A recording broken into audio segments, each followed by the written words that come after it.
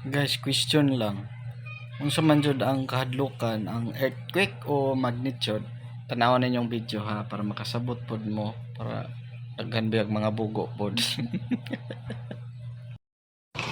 Dahil eskwela, lagi mo, dahil wag mo kaya. So, kung ang linog na hinay lang, Dili, ay, kung kusog, di ba kapag sa to sa Surigao, di ba? Surigao. Ka-remember ka, Oo. di ba?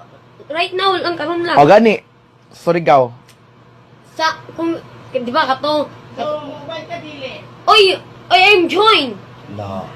Ano? So, ay naglinog Uy, man. pero naman siya magnitude. Still active siya kung karon. Ay, Beng. So, ang earthquake ang magnitude, magkaiba na, di ba? Magkaiba na. O sa Ang earthquake, kaya mangdagan lang sa gawas. Cover your head. magtabo-tabo. O, Cover saan? your head and you drop. Mag-drop, magkuan, Yeah. magyuko, Like mag-drop. bako, yeah.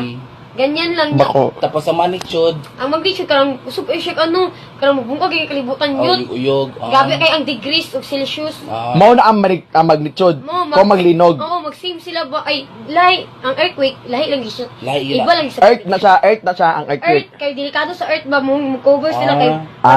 Delikado sa earth, so mag-cover. asa ginakadlaw ka nimo, magnitude o earthquake? Magnitude, kay gabi ba yun, doy. You know, no, ang Celsius.